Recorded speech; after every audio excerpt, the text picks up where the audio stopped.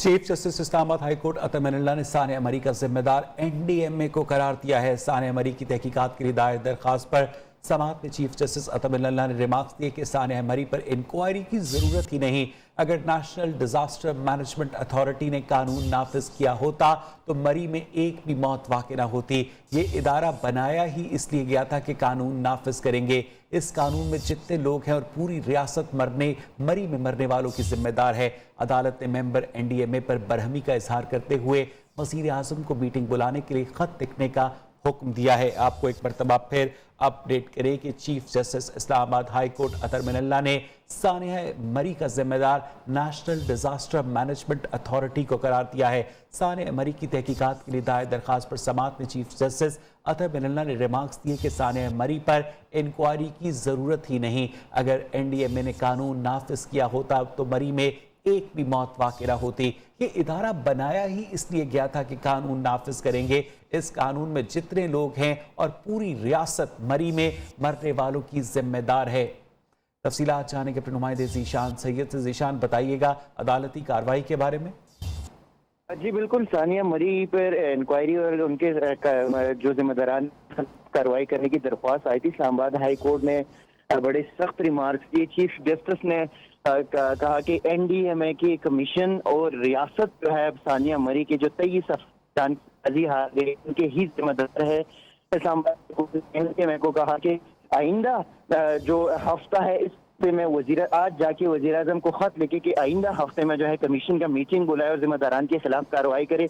ताहम यहाँ पे दो बड़े इंकशाफात हो गए कि 2010 के से लेके 2021 तक 11 सालों में एनडीएमए कमीशन की सिर्फ 3 मीटिंग्स हुई है और जो 2018 से 2021 के दौरान कोई मीटिंग जो है वो नहीं हुई। कमीशन एनडीएमए कमीशन में वजीर आजम, चारों वज़रा आला, चारों गवर्नर, एनडीएमए चेयरमैन और चीफ ऑफ स्टाफ तक के नुमाइंदे होते हैं। अदालत ने कहा कि इतने बड़े कमीशन की जो है न उन्होंने कोई मीटिंग की, न उन्होंने डिस्ट्रिक्ट प्लान बनाया, न कोई बनाए और कहते हैं कि मरी वाले जो है जिम्मेदार है इस जाने जो गई इनकी जिम्मेदार पाकिस्तान है। हम अभी अदालत ने इनको कह दिया कि आइंदा हफ्ते समाज से मीटिंग बुला तफसीली रिपोर्ट जो है वो अदालत को जमा कराए। बहुत शुक्रिया ज़ीशान सैयद आपका। अब आपको बताएं कि आज़ाद कश्मीर की वादी लीपा बर्फबारी के बायस बंद है। सड़कें 10 रोज़ गुजर जाने के बावजूद नहीं खोली जा सकी हैं। इलाका मकीनों को शदीद मुश्किलात का सामना है। मरीजों को कांधों पर उठाकर कई किलोमीटर तक पैदल चलकर अस्पताल में पहुंचाया जा रहा है। फौज के हेलीकॉप्टर्स इमदादी सरगर्मियों में मसरूफ़ हैं। इसी हवाले से तफसीलात जानेंगे अपने नुमाइंदे सरदार जुल्फ़िकार से। जुल्फ़िकार, क्या सूरत हाल है? जी बिल्कुल, आज़ाद कश्मीर में जो हालिया बारिशें हुई हैं उसके बाद बर्फबारी हुई थी और मुख्तलिफ जो इलाके हैं उनमें अभी तक शारात को नहीं खोला गया है। और बिलखुसूस वादी लीपा जो एक दूर दराज इलाका है वहाँ पे इस वक्त जो शारा है उसको महकमा शारात खोलने की कोशिश कर रहे हैं। जितने भी मरीज हैं उनको लोग जो है कंधों पे उठा के लेके जा रहे हैं और उसके अलावा बहुत सारी जो डेड बॉडीज हैं, अगर कोई किसी शख्स की पाकिस्तान में या मुजफ्फराबाद या कहीं पे भी डेथ होती है तो उसको भी कंधों पे उठा के जो है वो 7 से 8 हज़ार फुट की जो बुलंदी है वहां से गुजार के वो लोग लेके जाते हैं, जिसके बाद सफरी मुश्किलात हैं। महकमा शारात का कहना है कि वो बर्फ हटाने के लिए लगे हैं, मगर ये बर्फ इतनी तूफानी है और इसमें वक्तन फक्तन जो ग्लेशियर हैं वो आ रहे हैं मुख्तलिफ जगहों पर। चूंकि ये बिल्कुल पहाड़ी इलाका है और पहाड़ इतने उनकी हाइट है और इतनी स्ट्रेट हाइट है कि उससे बर्फ जो है रोजाना की बुनियाद पे जिस सड़क को वो खोलते हैं वो भी बंद हो जाती है, जिसकी वजह से ताल सफरी मुश्किलात। बहुत शुक्रिया सरदार जुल्फ़िकार आपका। पंजाब और खैबर पख्तूनख्वा में धुंध के डेरे हद देने का इंतहाई कम होने के बायस मोटरवेज कई मकामात पर बंद कर दी गई। परवाजों का शेड्यूल भी बुरी तरह से मुतासर रहा। महकमा मौसमियात के मुताबिक पंजाब, खैबर पख्तूनख्वा और सिंध आज भी शदीद धुंध की लपेट में रहेंगे।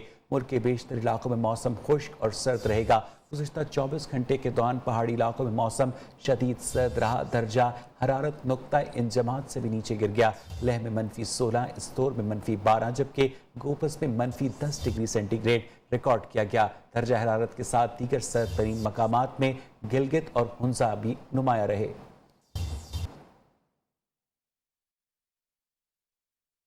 लाहौर हाईकोर्ट ने बागात में गंद फैलाने पर जुर्माना आयद करने की तजवीज़ दी है। इसी हवाले से तफसीलात जानेंगे अपने नुमाइंदे शुएब अली से। शुएब, बताइएगा। जी बिल्कुल, लाहौर हाईकोर्ट के जस्टिस शाहिद करीम ने आज शहरी हारून फारूक की दरखास्त पर यह समाअत की है और अदालत ने आज इस हवाले से पीएचए को बागों में गंद फैलाने पर जुर्माने आयद करने की तजवीज़ दी है। इसके अलावा लाहौर में नई सड़कों की तमीर के लिए दरख्तों को भी काटने से रोक दिया गया है। अदालत ने इस हवाले से अपने हुक्म में वाज़ेह किया है कि लेस्को मुरम्मती काम के लिए दरख्तों की कटाई पीएचए की मुआवनत से करे। इसके अलावा अदालत ने कसीरुल मंजिला इमारतों पर पौधे लगाने का भी हुक्म दिया है और इस हवाले से एलडीए को हदायत की गई है कि कसीरुल मंजिला इमारतों की छतों पर पौधे न लगाने वालों को नोटिस जारी किए जाए। इसके अलावा इन इमारतों की छतों पर सोलर पैनल्स भी लगाए जाएं। अदालत ने ये रिमार्क्स दिए हैं कि छतों पर कंक्रीट की वजह से गर्मी की शिद्दत में इजाफा होता है। इसके अलावा अदालत ने लाहौर में ट्रैफिक की रवानी बरकरार रखने के लिए पीसीबी से इस हवाले से प्लान भी तलब कर लिया है। अदालत ने तजावजात केसेस की समाअत के लिए फुल टाइम मखसूस जुडिशल मजिस्ट्रेट की तकर्री के मामले पर भी रिपोर्ट तलब की है। बहुत शुक्रिया शोएब अली आपका।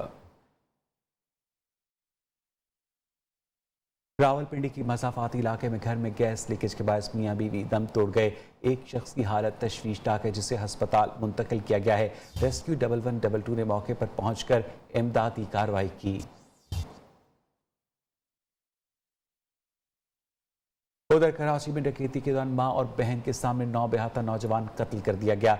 वाकया PECHS में पेश आया। कश्मीर रोड के करीब उस मकान के बाहर मौजूद है जहां पर गुज़िश्ता रोज़ जो है वो एक डाकू ने जो है वो फायरिंग करके 9 बेहाता दूल्हे को कत्ल कर दिया था। हमारे साथ जो है वो इस वक्त मकतूल के जो भाई हैं जहाज़ेब, जिनकी मुद्दत में वाक़े का मुकदमा दर्ज हुआ था, वो हमारे साथ मौजूद है। हमारे घर के सामने सिक्योरिटी गार्ड की पूरी चौकी बनी और गार्ड मौजूद था मौके वारदात के ऊपर। मेरे भाई को मार कर गया, उसके बाद वो निकला है। जिम सिक्योरिटी कंपनी का गार्ड था। कंपनी में 10 से ज़्यादा गार्ड हैं, 250 से ज़्यादा लोग हैं। मेरा भाई यहाँ तड़प रहा था, किसी ने उठाने की वो नहीं की, गार्ड ने मरामत करने की कोशिश नहीं की। मैं अब क्या किस मेरी वालिदा और बहन गई थी हॉस्पिटल चेकअप कराने के लिए।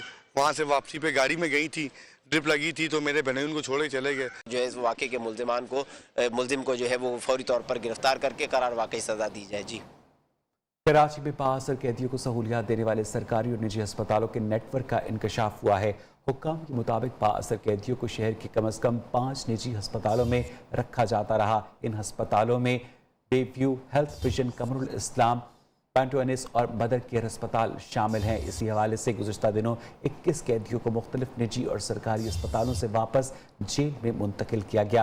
महकमा दाखिला सिंध ने कैदियों को अस्पतालों में रखने में बेकायदगियों की तहकीकात शुरू कर दी हैं। तहकीकात शाहजेब कत्ल केस के मुजरिम शाहरुख शतोई को निजी अस्पताल में रखने की खबर सामने आने पर शुरू की गई। तफसीलात जानेंगे अपने नुमाइंदे आसिम अशरफ से। आसिम, बताइएगा।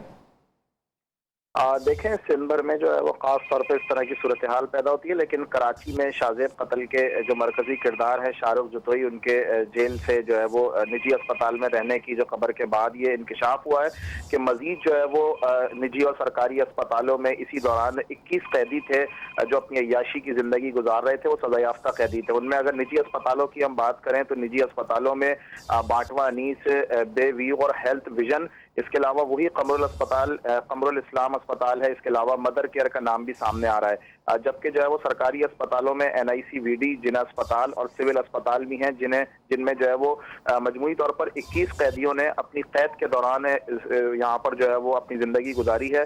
लेकिन शाहजेब कत्ल के मरकजी जो किरदार है शाहरुख जतोई के वाक़े के बाद उन कैदियों को भी इस वक्त जो है वो अस्पतालों से जेल मुंतकिल किया गया है। और महकमा दाखिला सिंध ने इस हवाले से जो है वो बाकायदा एक कमेटी कायम की है जो इन बाकायदगियों की तहकीकात करेगी। बहुत शुक्रिया आसिम अशरफ आपका।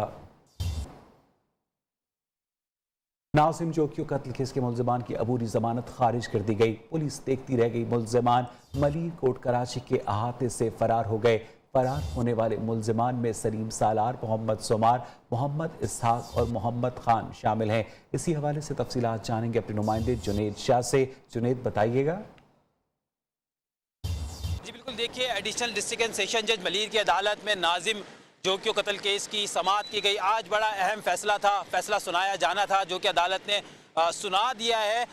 मुकदमे में नामजद 5 मुल्जिमान जो कि अबूरी जमानत पर रिहा थे, अदालत की जानिब से 5 मुल्जिमान की अबूरी जमानत मुस्तरद कर दी गई है। जैसे ही मुल्जिमान की जमानत मुस्तरद होने का फैसला सुनाया गया, कमरा अदालत में मौजूद 5 मुल्जिमान बासानी अदालत से फरार हो गए। जबकि मलीर कोर्ट में मौजूद मुतालिका थाने के पुलिस एहलकार और कोर्ट पुलिस के एहलकार मुल्जिमान का चेहरा तकते रहे, लेकिन गिरफ्तार करने की कोशिश नहीं की गई। मैं आपको यहाँ पे ये बात वाज़ेह कर दूँ, ये पाँचों मुल्जिमान की अदालत ने ज़मानत इस बुनियाद पर मुस्तरद की है कि मुकदमा दहशत गर्दी का है, मुल्जिमान ज़मानत का हक़ नहीं रखते, इस वजह से उनकी दरख्वास्त ज़मानत मुस्तरद की जा रही है। जबकि मुकदमे में MPA जाम उवैस समेत 6 मुल्जिमान गिरफ्तार हैं जिन्हें आज पेश किए जाने का इम्कान है, जबकि ये भी इम्कान जाहिर किया जा रहा है कि पुलिस की जानिब से मुकदमे का चलान भी पेश किया जाएगा। जी बहुत शुक्रिया आपका। उधर कराची की रिंछोड़ लाइन पूरी तबाह हो चुकी है। सिंध बिल्डिंग कंट्रोल अथॉरिटी के पास मखदूश इमारत गिराने के भी फंड्स नहीं। सिंध हाई कोर्ट ने रंछोड़ लाइन की खतरनाक इमारतें गिराने से मुतालिक SPCA से टेक्निकल रिपोर्ट तलब कर ली है। तफसीलात इस रिपोर्ट में। लाइन में 2019 को इमारत खतरनाक करार दी गई, लेकिन अभी तक गिराया नहीं गया। इमारत का मालिक और दीगर अफराद दरखास्त लेकर सिंध हाई कोर्ट पहुँच गए। इस्तदा की कि सिंध बिल्डिंग कंट्रोल अथॉरिटी को इमारत गिराने का हुक्म दिया जाए। जस्टिस सैयद हसन अजहर रिजवी ने रिमार्क्स में कहा, रंछोड़ लाइन पूरा तबाह हो चुका। क्या SBCA के पास इमारत गिराने के फंड नहीं या इस काम के लिए भी किसी NGO की मदद लेना पड़ेगी? लोग रिहाइश पजीर हैं, इसलिए कार्रवाई नहीं कर रहे। इमारत गिरने से कोई जानी नुकसान हुआ तो जिम्मेदारी हम पर आएगी। सिंध हाई कोर्ट ने आइंदा समाअत पर सिंध बिल्डिंग कंट्रोल अथॉरिटी को टेक्निकल रिपोर्ट पेश करने का हुक्म दे दिया। सिंध हाई कोर्ट में दायर दरखास्त में मौक़िफ़ अपनाया गया है कि SBCA ने 2009 में इमारत को खतरनाक करार देकर इसे गिराए जाने के लिए कहा था। 2019 नए केसेस रिपोर्ट हुए हैं। कोरोना केसेस की मस्बत शरह 6.12% रही।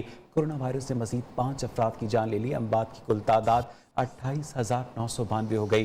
कराची में एक दिन में 1433 अफराद वायरस से मुतासर हुए। कोरोना इन्फेक्शन रेट 20% से भी ज़ायद बढ़ गया।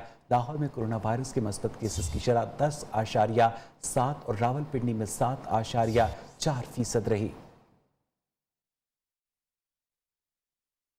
पाकिस्तान में ओमिक्रॉन के हमले जारी हैं। पंजाब में ओमिक्रॉन के मजीद 50 केसेस सामने आए हैं। सबसे ज़्यादा 43 केसेस लाहौर में रिपोर्ट हुए। 6 शेखोपुरा, 1 फैसलाबाद से रिपोर्ट हुआ। लाहौर में ओमिक्रॉन केसेस की तादाद 351, पंजाब में 372 हो गई है। खैबर पख्तूनख्वा में 16 नए केसेस रिपोर्ट हुए। पेशावर में सबसे ज़्यादा 35 केसेस रिपोर्ट हुए। मुतासरा मरीजों की कुल तादाद 52 हो गई है। दुनिया भर में कोरोना एक मरतबा फिर बेकाबू हो गया। अमेरिका में 24 घंटों के दौरान कोरोना के 8,29,000 से ज़्यादा मरीज सामने आ गए। 2,283 मरीज हलाक हुए। बरतानिया में 1,29,000, फ्रांस में 3,61,000, इटली में 1,96,000, स्पेन में 1,79,000 अफराद में वायरस की तस्दीक हुई। भारत में एक दिन में 2,47,000 से ज़ायद कोरोना केसेस रिपोर्ट हुए।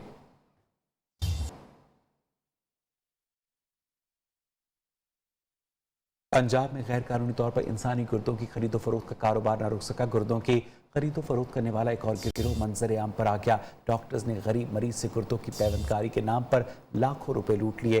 लाहौर के इलाके मांगा मंडी के रिहायशी दिलावर हुसैन से 33.5 लाख रुपए लेने के बावजूद गुर्दों की पैवंदकारी नहीं करवाई गई। दिलावर हुसैन का कहना है कि डॉक्टर फ़हीम असलम और डॉक्टर बिलाल ने पैसे वसूल किए। गुर्दों की पैवंदकारी करवाने की बजाय डॉक्टर फ़हीम और डॉक्टर बिलाल फरार हो गए। मैं मरीज़ हूँ, मैंने इसका जिक्र अपन दुकानदार मरीज़ से कि उसने मेरा जो मुलाकात डॉक्टर फ़हीम असलम और डॉक्टर बिलाल से करवा दी। कौन से हॉस्पिटल? उसने नरोज हॉस्पिटल के वो यानी मालिक भी हैं, डॉक्टर भी हैं। और जब वो मुझे ले गए, जी हम आपका ट्रीटमेंट करा देंगे, उसके साथ इन्होंने फिर मुझे पिंडी ले गए, वहाँ से मुझे सैद शरीफ ले गए, वहाँ से पेशावर ले गए। इनके साथ ये पूरा एक ग्रुप है जिसमें डॉक्टर कसूर का डॉक्टर सर्जन है, उसके आने के बाद कामुकी हैं, अख्तर लड़का जो गुर्दे सप्लाई करता है बहावल नगर का वो है, और इसमें ये सब का एक ग्रुप है जो आगे मुझसे इन्होंने 35.5 लाख में सौदा 33.5 लाख वसूल कर ली है। जब इन्होंने कोई काम ना किया तो इनसे मैंने डिमांड की तो वहाँ से ये भाग आए। उल्टा उन्होंने पर्चा भी यानी हमारे ऊपर लड़के के ऊपर पिस्तौल का डाल के 13 इवेंट का वो करवा दिया, और जबकि पुलिस कोई हमारी बात नहीं सुनती। इसी हवाले से मजीद बात करेंगे। डिप्टी ब्यूरो चीफ मियां नवीद हमारे साथ टेलीफोन लाइन पर मौजूद हैं। नवीद, खुलेआम इस तरह से गुर्दों की खरीदो फरोख्त हो रही है, पंजाब ऑर्गन ट्रांसप्लांट अथॉरिटी और दीगर हुक्काम क्या कर रहे हैं?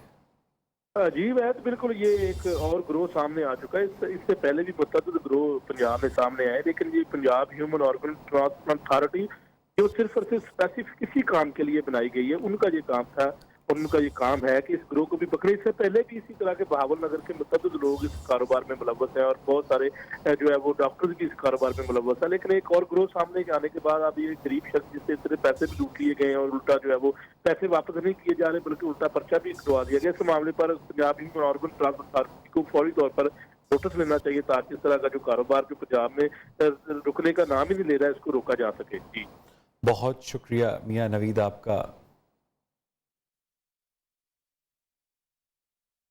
बलोचिस्तान हुकूमत और यंग डॉक्टर्स के दरमियान मुज़ाकरात कामयाब हो गए हैं। सूबाई हुकूमत तमाम गिरफ्तार डॉक्टर्स की रिहाई पर आमादा हो गई है। यंग डॉक्टर्स ने हड़ताल ख़त्म करने का ऐलान कर दिया है। ताहम OPDs खोले जाने से मुतालिक मुज़ाकरात का एक दौर आज होगा।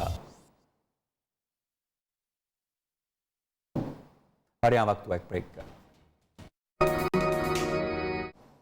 74 साल बाद मिलने वाले दो भाइयों के घर मुबारकबादों का तांता बन गया है। भारतीय पंजाब से आए हबीब को करतारपुर राहदारी ने अपने 80 साला भाई सिद्दीक से पहली मरतबा मिलवाया और अब वो फैसलाबाद के नवाही गांव में अपनी यादें ताज़ा कर रहे हैं।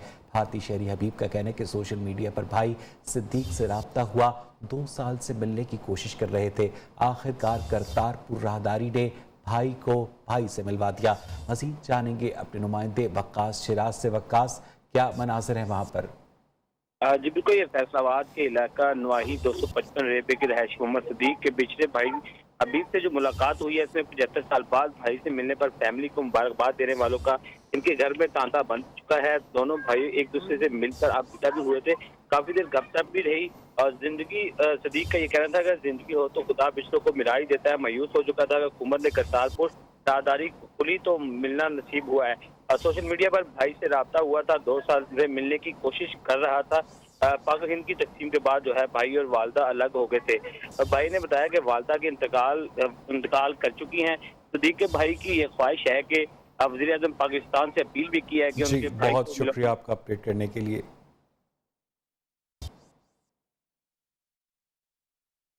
ऑपोजिशन लीडर शहबाज शरीफ का कहना है कि 3 दिन बाद पेट्रोलियम मसनूआत की कीमतों में 6 रुपये फी लीटर इजाफे की इतला तशवीशनाक है। मुल्क में पेट्रोल की ज़ख़ीरा अंदोज़ी के खदशात हैं।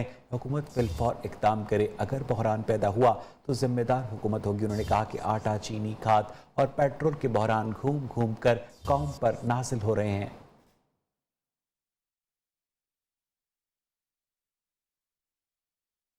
इस्लामाबाद में पीपल्स पार्टी के रहनुमा प्रेस कॉन्फ्रेंस कर रहे हैं।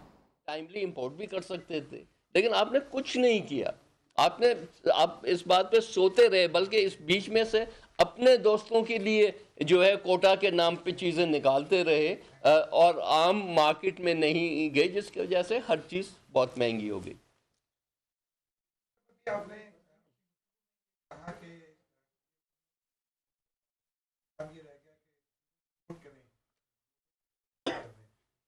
आप ये कहना चाहते हैं कि फाइनेंशियल सॉवरेनिटी सरेंडर कर रहे हैं, क्या ये food security and food sovereignty भी सरेंडर हो रही है? देखिए, बिल्कुल फूड सिक्योरिटी का एक मेजर इशू है इस वक्त, जब सारी दुनिया जो है अपने अपने मुल्कों के लिए फूड सिक्योरिटी इंश्योर कर रही है।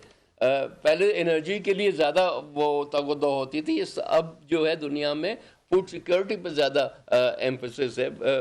मुल्क जो हैं वो दूसरे मुल्कों में जाके बड़े बड़े एग्रीकल्चरल वो ले रहे हैं ब्लॉक्स कि ताकि वो अपने लोगों की सिक्योरिटी जो है इंश्योर कर सकें। और हम उल्टा क्या कर रहे हैं कि जो चीज़ हमारे पास है, उगती रही है, हमने कभी उस लिहाज से नहीं। एक ज़माना था 60s में जब हम गंदम को इंपोर्ट करते थे। फिर जब 2008 में पीपल्स पार्टी की हुकूमत आई, हमने जो है जबकि तर्जुमान पंजाब हुकूमत हसन खावर का कहना है कि पंजाब में तरक्की का जाल बिछाया जा रहा है। सूबे में पहले कभी आवाम की भलाई का फैसला नहीं किया गया। 31 मार्च तक पूरे पंजाब में हेल्थ कार्ड दे दिया जाएगा। लाहौर में प्रेस कॉन्फ्रेंस करते हुए कहा कि वफाकी हुकूमत मईशत को ठीक करने में मसरूफ़ है। कुछ शोबताबाज मौशी डॉक्टर्स के तौर पर टोटके आजमा रहे हैं। IMF प्रोग्राम में पाकिस्तान 22 मरतबा जा चुका है। IMF के चुंगल से निकलना है तो मुश्किल फैसले करने होंगे।